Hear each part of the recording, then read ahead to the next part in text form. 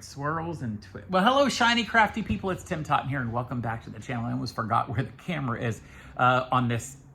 It's a phone that I record on. I found a really cool video online. I'll put a thing here. It had almost no explanation because it was a short reel, and they were making these little squares, and this is out of 2.5-inch wide squares. Well, even if I wanted to make a pillow sham out of this, it would be like 100 of these little squares, and I don't have the patience for that. So I did make a sample one to show, but I decided to make a bigger one so that I could put it into a pillow form and make it the center of a pillow form. And it's so much fun. I added a couple details. Specifically, what I added is the ability for there to be the swirl in the middle and then swirls that go around the entire outside of this, which is so much fun. So I hope you'll consider joining me down at the cutting table, and I'll show you what we need to do to make this. So I'm going to use the concept of this sort of swirling block. This one's only 2.5 inches square. It uses a black bottom piece, and then you fold 4 other colors into triangles. You'll see, you'll fold them in half and place them around, and then you fold these edges out to create sort of like a cathedral window almost design. I'll show you what that looks like. A cathedral window looks like over here. Now, I liked this, but these are small and tedious. And even if I wanted to make they're going to be 2 inches wide finished, and I want a 20 by 20 pillow, I'd need 100 of these things, and I don't want to do that. So I'm going to look into the idea of making a block with this. And what I'm actually going to do is, I was working on another project with some white fabrics that didn't work. But I can use this as my base because most of this is going to get covered up. So what I'm going to do is use this for the end. I'll show you in a minute what that will do.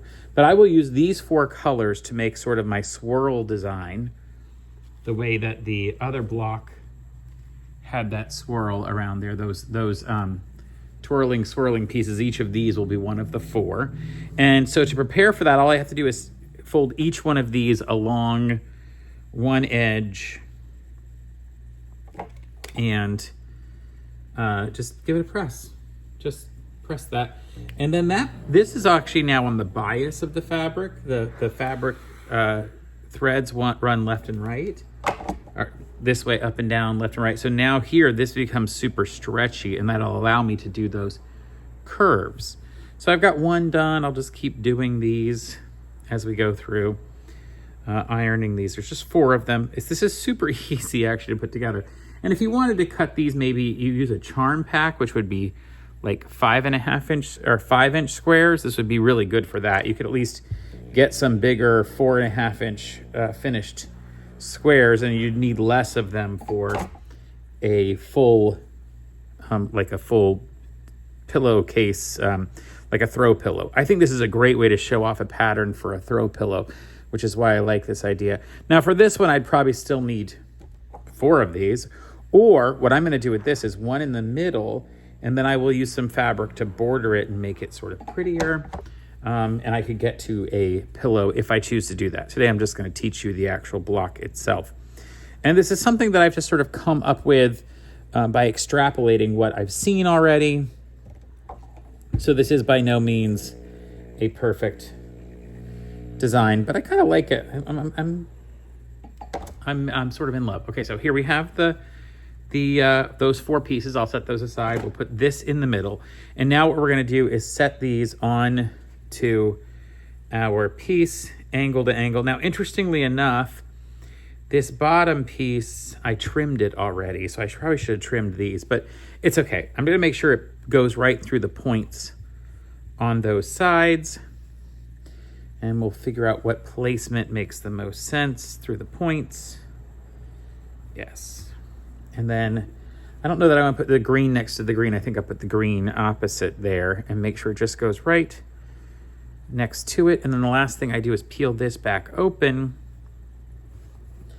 and place that light blue one through there and make sure it goes point to point. Now, one of the things that you can do, and this is actually the basis of quite a few fun projects, you can actually just make small versions like 5-inch or 4-inch rectangle ones, and then sew just around the edge and get a nice trim or something on it, and then you've made a cute coaster Or you can actually open this up and put a wine glass in there, the bottom of a wine glass, and you sort of make the basis. I'll show you what that looks like over here. I'm sure someone has made one before. I haven't done that.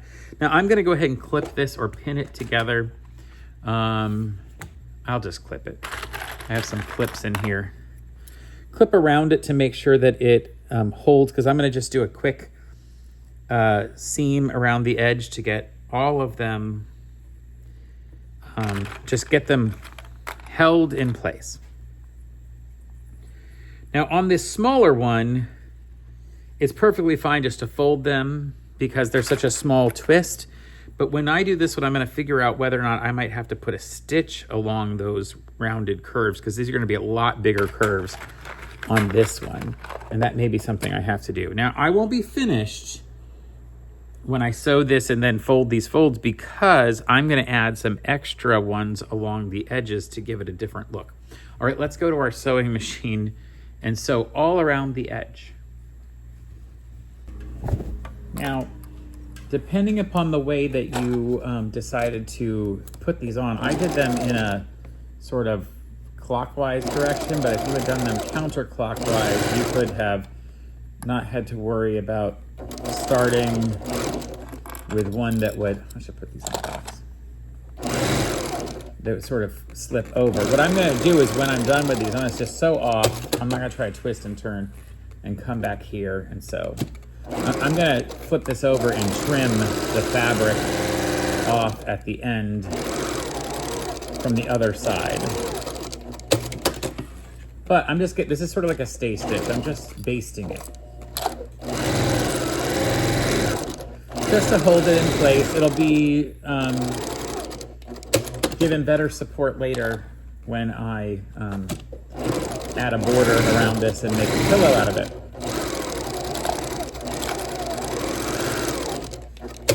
Okay, and all of that has been stitched around so it's not going anywhere. And again, I could come here and just trim off. You'll see a few of them sort of go over. Let's go back to the iron. All right, here we are. I have those together. And now my goal is to go ahead and flip them open. So what I'm going to do is lift up, and from the inside, I'm going to twist that till it lays flat from the inside. I'm just feeling on the inside. What I'm doing is this. I'm pushing this out until it comes right to that corner, and then I'm pulling it down sort of as much as I can. Same thing around. So if you could see under this fabric, you would see it's doing the same circle, half circle. And I'm going to just give it a nice press with my iron through there. Now we'll see more of this light blue one when I do the next one. So the next one, I'll do the same thing. I'll start to twist it here. I can give it a press. And then I'll reach in underneath and bring it the same way. Make sure it goes all the way to that other corner in there, because it's going to open up quite a bit. It's going to open up quite a bit because once all four of them get opened, like you see here how much of this it opened up, we'll see a decent amount of that underlying fabric. That noise you hear is my iron putting some steam out, although I need to put more water into it. So I'm going to do that now and I'll be right back. All right, I have done that. So we'll get some, oh, lots, you can't really see it, but there's lots of great steam coming out now. All right, and then same thing on this darker blue one.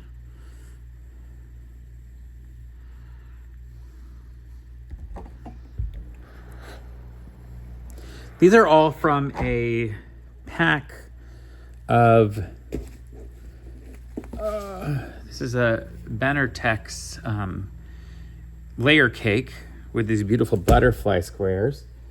And I'm going to make this part of a bigger quilt, I think, which is why I might not make a pillow out of it. I might make it part of a quilt with a bunch of different style, squares. This is going to take like 6 of those squares, and there's only 42 in the pack, so I can't make an entire quilt out of this. But this way, or I could, but it would just cost a crazy amount of money. So I'm not going to do that. And not because I want to be cheap, but I think it's a waste of fabric, of really nice fabric. If I bought some really cheap layer cakes, I might think that was a worthwhile use of money for that. Okay, getting in there.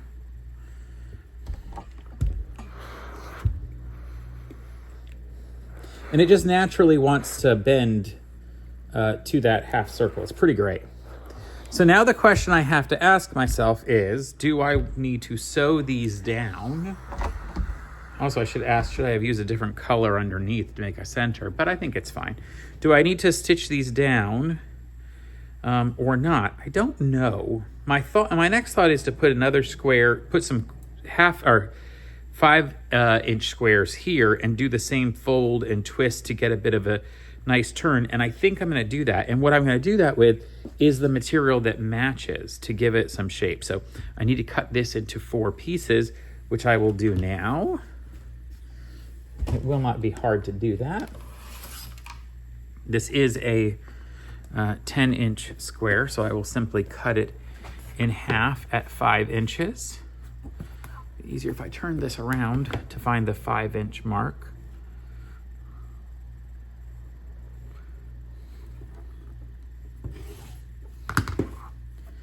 Find the 5-inch mark there, and then do it on top of each other, because I'm just going to do the 5-inch mark halfway through.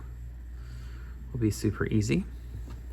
And really, this is however it works for you to do to find your halfway points or your whatever. I use a rotary cutter. You could draw this out and use a pair of scissors to do it. Would be fine. So now what I'm going to do with these is put my square back in the middle. And, oh, I need to iron these first. Okay.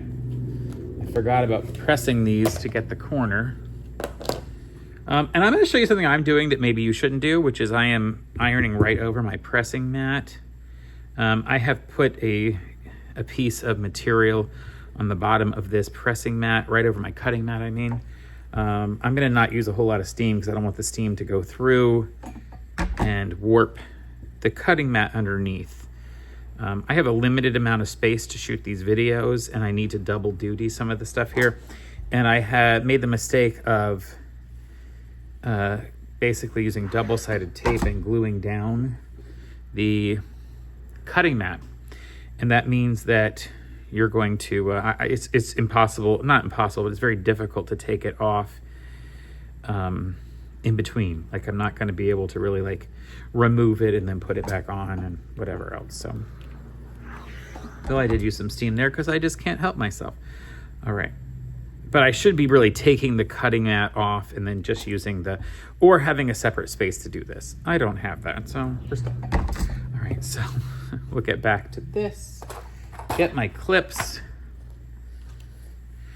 So my goal with this one is to place those 4 along the edges like this, and then they'll also clip open, and it'll give it sort of a double swirl effect. I'm just going to put a clip on either side.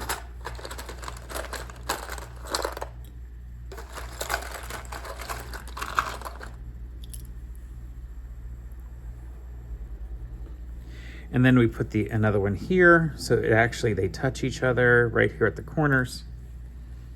Can I get a clip to hold both of them? Oh, kind of.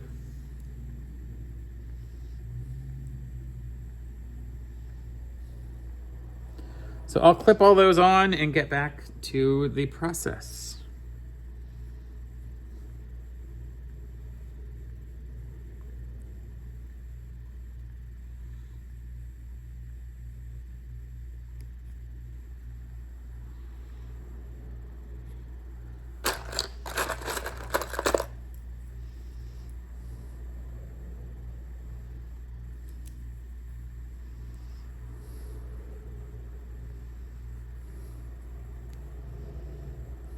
All right, let's go over to the sewing machine and sew this up. Oh, this is annoying me. I'm gonna hold it there with 2. This one, minimum, probably all of them, because they're all kind of coming off. Didn't really work to do 2 at a time.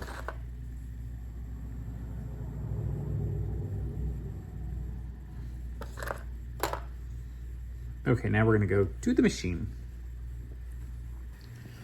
Here we are at the machine, and I'm just gonna give another quick stitch around the whole area, around each of them. Now these are not crossing over each other because they are not meant to be, they're not meant to, because you would just be duplicating what we've already done before, so that would be kind of pointless. They don't cross over each other.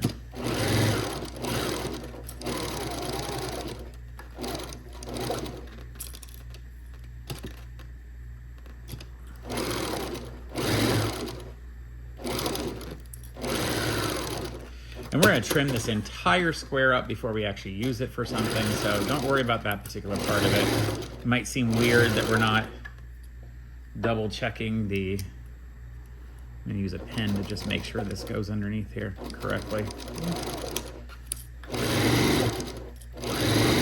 And we're almost done. I have one more side to do.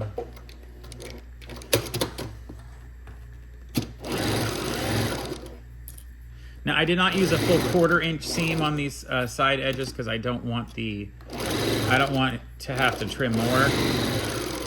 It's already pretty ugly around the edges, but there we go. And now you'll see as we open these up, it'll give us sort of a double twist. Let's go to the iron. All right,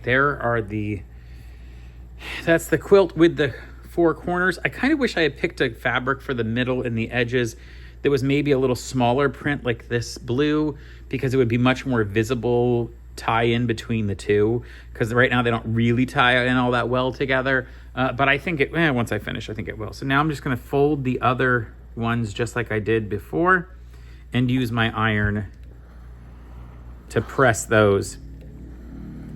Now the thing with these, because they're not being trapped underneath, I will have to come and top stitch these in place, which may make these something I should top stitch as well. I'm not sure yet, but I will top stitch those, and I'm just gonna use a white thread. It'll go make a big circle all the way around. So we'll just go.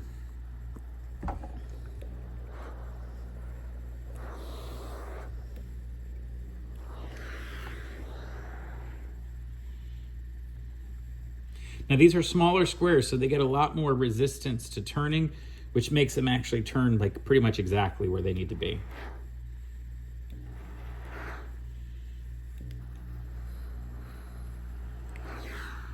And if I wanted to, I could put a pin to hold these in place until I stitch them.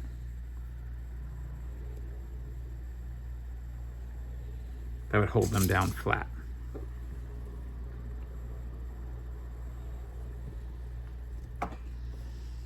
And again, maybe with a different fabric, this would have been a little more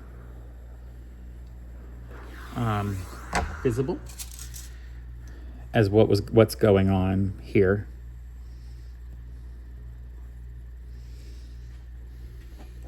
And this one's done already. Perfect. Now the only thing I might suggest doing would be to go ahead and put your seam, your fabric on the outsides before you do this last step, because that will then allow us to get a little more, allow this circle to not get stitched over. So actually what I'm gonna do, you might think I'm crazy, I'm gonna redo this. You know, I love to show off mistakes, so I'm gonna show you my mistake here. I should have done that first.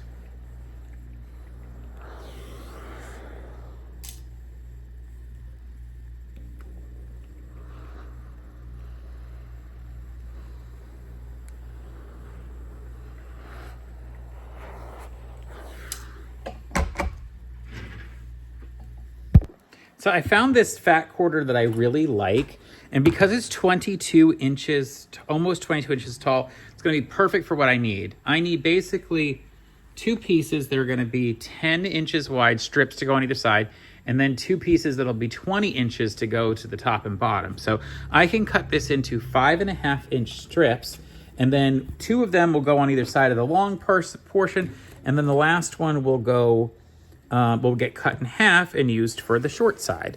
So I'll chop off there. I'm basically going to turn this fabric around just because I got a straight edge now. And I can cut 5.5 inch strips. And I'm gonna do 3 of them, 3 5.5-inch strips. And this will use pretty much all of this material. That's 1. This is gonna be number 2. And I'll have a tiny little bit left over, but I don't know what I'll use that for, but it'll go in my scrap bin and I'll use it for something else fun. Here's my second one. And my third one, I just measure my 5.5 inches.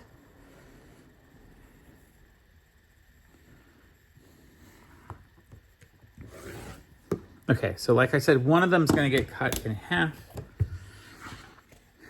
And it is currently, like I said, almost 22 inches long. It's 20 1/4. So I'll go in here and just go a little bit over the edges and cut it at 10 inches here. There's actually some measurements along the bottom. You'll see.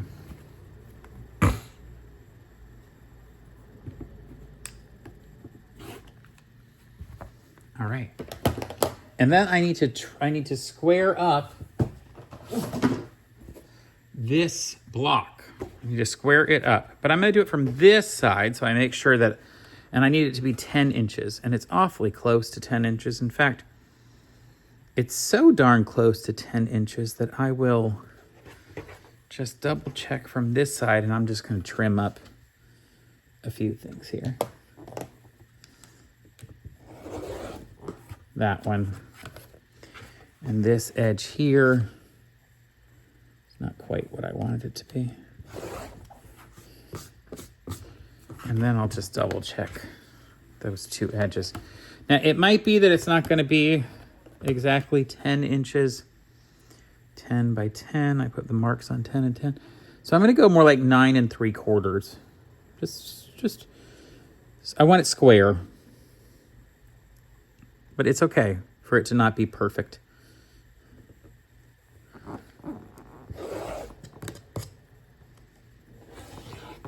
All right. You just want to square it up. It's going to be a pillow cover, so I'm not really worried about being perfect.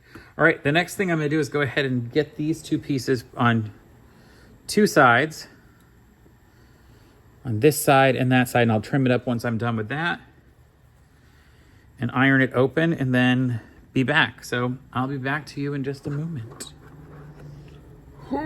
So I did go ahead and put those on each side. You'll see like this, and I'm just going to press to open them up. Give it a little bit of a press just to flatten it, and then I'll press it open. There's no way you could press it toward the big hefty one because it's not working. There's so many levels there, so many layers to the bottom one.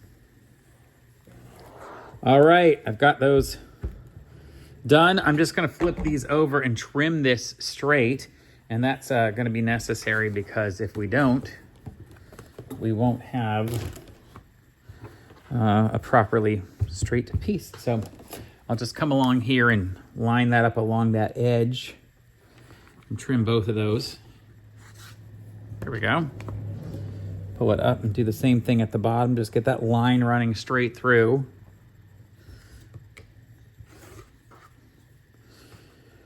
Whew. All right, let's flip it around. Now this side might not be, this one might not be necessary. I don't have to do anything to that top one, but the bottom one I do.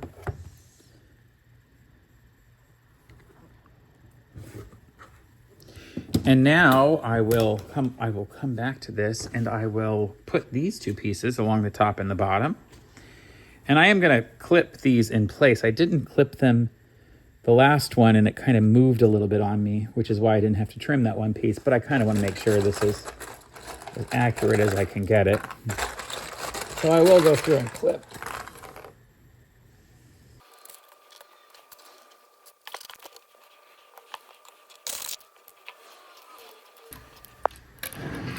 All right, here we are. I'm just going to make sure I use a 1/4 inch seam allowance and pull those clips off as we get to them.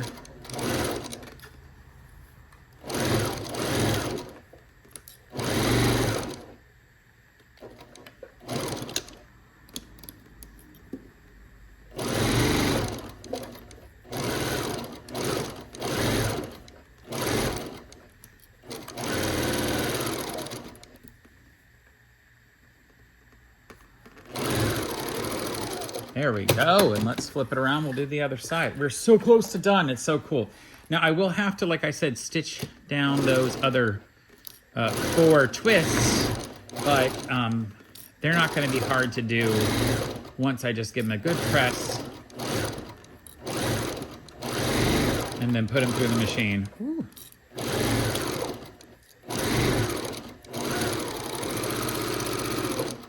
All right, let's press this open. All right, so we're here at the table again. I'm using a little slightly different angle. And then I'll just pop these open and iron them, press them open, I should say, not iron. We're pressing, not ironing. Press them open. Actually, I just accidentally found this fat quarter in my scraps, and I was in my sort of stash and went, oh, that looks really good. I think it actually works really well with these colors, so.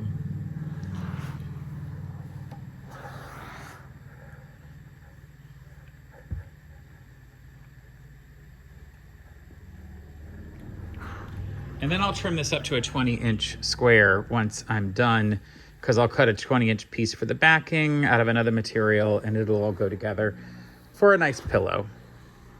All right. I might even use a full 20-inch piece. Now, the last thing we have to do is go ahead and refold these. And here's the reason why I came back to it. I didn't want, they would have been caught underneath, and it wouldn't have done the full circle that we want to do. In fact, right now, it's not even going to do a full circle, but it's going to be okay. So I'll be able to stitch along to do it. So I'll put my pin back in like I had pins earlier.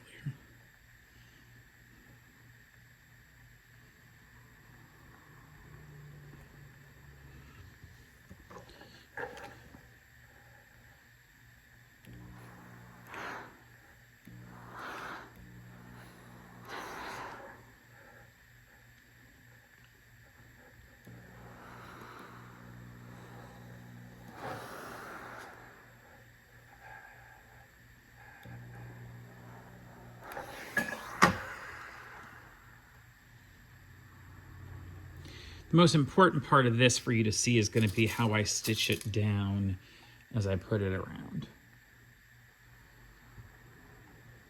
Now, if you're doing this on top of a like a wool board, like I'm doing a wool ironing mat, or even on your own ironing board at home, just recognize you can't go all the way through because you'll stick into the board underneath. All right, let's go stitch that around at the machine. So we're here at the machine. I'm trying to give you a good bird's eye view. I'm going to place this under and just find a starting point, which will be one of these edges. And I'm just going to get an edge stitch right into the very edge of that particular circular fabric. I want to sew over the pin because I want to be a good example for you.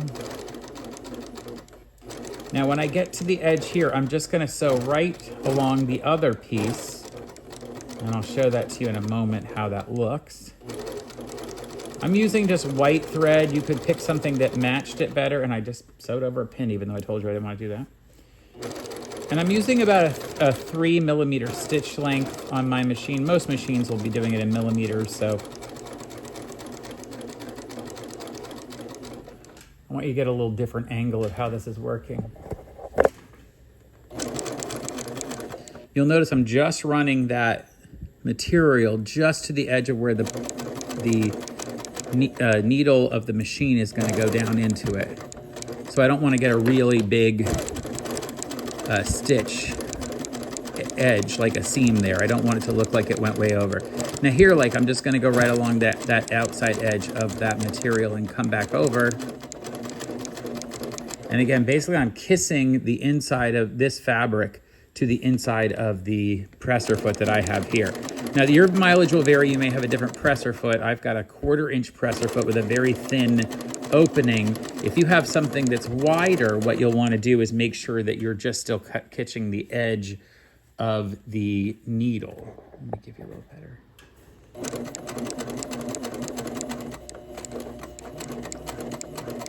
And as I get back to where I started, I'll just go off to that material and go back over to where I started. Give it a little bit of back stitch. And there we go. It's finished all the way around. I can just trim some threads here to make sure nothing is Stuck. Well, let's look at the whole thing. Real quick, I want to show you that I didn't stitch these down. I kind of like that they're open and a little dimensional, and they're not going anywhere because they're sort of held on either side. They're held in by this one holds this one in, holds that one in, holds that one in. But the outside ones, I really did have to go around to do those. And there we are finished. Let's look at it. So one of the fun things you're going to notice is I can't open this all the way, and that's because I wasn't careful and I actually caught part of that in the sewing. So what I'm gonna have to do is clip this out. I'm not cutting the fabric, I'm just cutting a thread or two. I could use a seam ripper, but frankly these are long enough threads. And I'm gonna have to go back to the machine real quick and just stitch back around that circle part. So I'll make sure I put my hand on the outside to see where that was, where those threads were. And sort of pull them out. And then I'll have to go back and re-stitch in that line of thread. Let me do that real quick and then I'll be right back. All right, we're back. Now I would trim this up to my final size and put a backing on it and make my pillow. What I really love is the way we get the swirl around the middle, these fabrics swirl, and then by covering it back up with that material, it creates a circle, circle, circle. You could certainly come in and put more of those squares and create more of that circle if you wanted. But honestly, I think I'm finished with this particular part of it. It was a lovely idea to try to make this unusual block, especially for the center. You could make all the blocks like that and then just make them for a quilt, and then you wouldn't have this extra fabric on the sides. But anyway, let's see it full out in front of me. Well, there it is, that finished block, that finished piece for a pillow case. For like a throw pillow. I'm gonna fold these sides in because I really want to talk about just the block itself rather than all of those corner sides. So this is sort of the finished block design, which gives you a nice swirl. Now I think if I had used a more contrasting fabric for here and these four corners and in the middle, I think it might be a little more interesting. I think if I had done the blue and used this as one of the swirls, I think it would have been a little more effective. Now you see with the small one that I had done, quite how effective that is to use a very contrasting one in the middle. And I think that would have probably been a better strategy. But I really do still like this. I'm gonna look at making it into a pillow and have that for someone. And, you know, because I don't think I'm gonna make an entire quilt out of that particular design, but it was fun to put it together. So I hope you enjoyed this particular one. If you really enjoyed it and liked projects like this, please subscribe to the channel, give it a like. That totally helps me with this YouTube channel reach more people. And of course, you can also join my Patreon. There's a completely free level and everyone gets everything on the free level. There are a few paid levels. If you want to support me financially, you do not have to. You'll still get pretty much all of the same content. The only thing you won't get is a few behind the scenes things. But the reality is if you want those, you're probably wanting to support me that way. So that's why I've put those behind that. Everything else though, all of the, you know, this sort of interesting design work, well, it all goes to this channel or to my Patreon account. There will be a link in the description for the Patreon. So until next time, folks, stay crafty. Bye for now. I really do kind of want to make a full quilt with this, but I just feel like there's so much fabric involved and it would cost so much money. Maybe I'll look for some really cheap fabric. No, I think I'm just going to make a quilt to match and then give the person the pillow too.